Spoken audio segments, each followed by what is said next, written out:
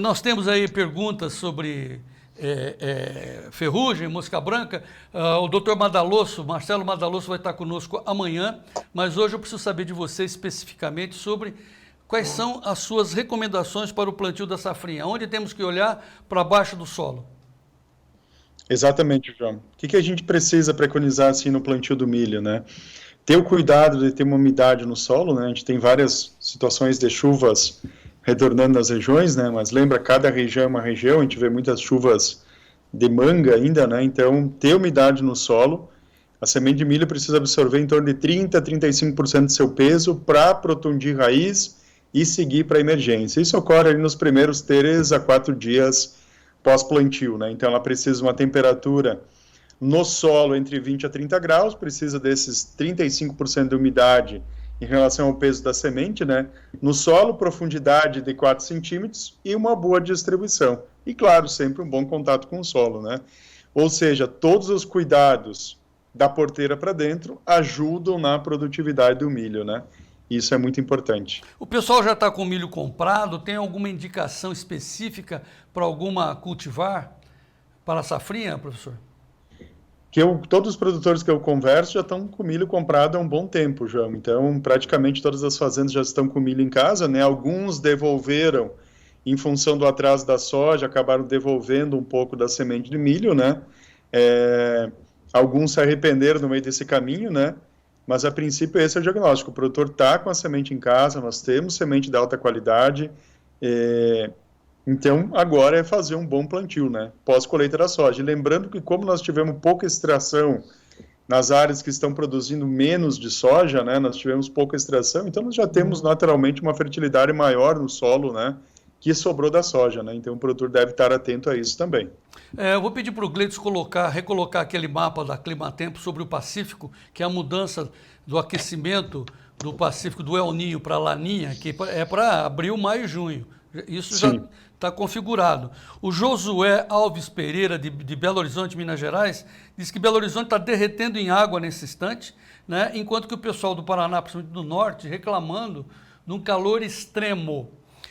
Com essa configuração aí, onde o El Niño não tem intervalo, ele bate e já vira Laninha em abril, e daí vai Laninha, abril, maio para frente. Como é que você vê essa alteração climática? Quais são as preocupações e precauções, professor Gazola? Pegando as regiões que vão plantar milho agora em janeiro, né, já foge um pouco do risco, né? Nós podemos ter um pouco de risco lá na frente no enchimento de grão, né? Estamos falando em ciclo de 110 dias, né? Então, esse período aí vai dar lá no final do enchimento de grão, dependendo do time do plantio do milho aí no cerrado, né? Pegando do Paraná para cima, né? Então, os cuidados são mais lá no final do ciclo. E, claro, nós precisamos ter umidade agora, João, mas não me preocupa tanto isso lá na frente, ao menos que seja muita chuva que inviabilize a colheita. Tá. Amanhã nós vamos ter o Marcelo Madalosso, o doutor Marcelo Madalosso, um dos especialistas em fitopatologia, em mosca branca e também sobre ferrugem. Inclusive, nós vamos falar de mosca branca, mas o doutor Madalosso mandou para a gente uma receita constante dos produtores nesse momento para se precaverem contra a ferrugem. Põe na tela, o Gleidson, a receita do doutor Marcelo Madalosso e o doutor Semente e o Alexandre Gazola vai nos ajudar. Ó, receita para a safra da soja 23-24, que serve também, claro, às preocupações com a safrinha. Ó, diz o Madalosso, tem que rotacionar os ingredientes ativos. Tem que rotacionar os grupos químicos. Usar multissítios em todas as aplicações. Usar doses crescentes de multissítios no ciclo.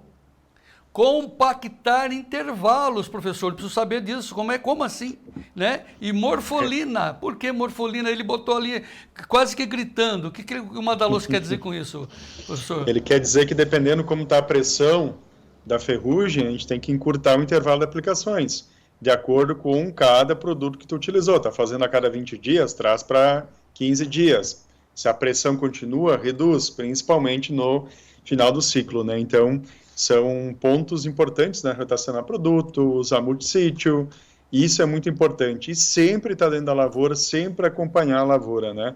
Principalmente sul, né? Porque o sul está com uma pressão muito grande de ferrugem e a gente tem plantas crescendo muito porque está chovendo muito.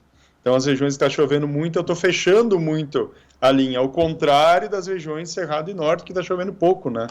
Então aqui a gente tem muita pressão, João. Então, e nós tivemos muita planta tiguera, guaxa de soja no inverno, né? Então, a ferrugem estava aí no inverno.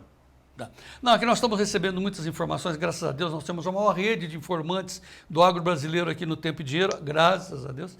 E o pessoal está dizendo que muita gente, Gazola, está deixando para fazer a primeira aplicação, aquela que é fundamental, 20 dias depois, sabe, do surgimento da planta.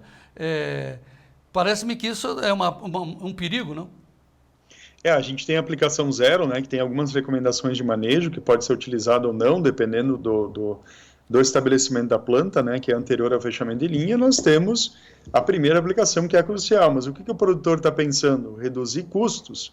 Ele está preocupado pelo preço da soja, os custos de produção, esse cenário de estabilidade de clima, e ele está jogando para frente. Só que isso é um problema, porque depois ele não segura mais. Aí ele perde por patógeno, além de perder pelo clima e ter a preocupação do preço, né?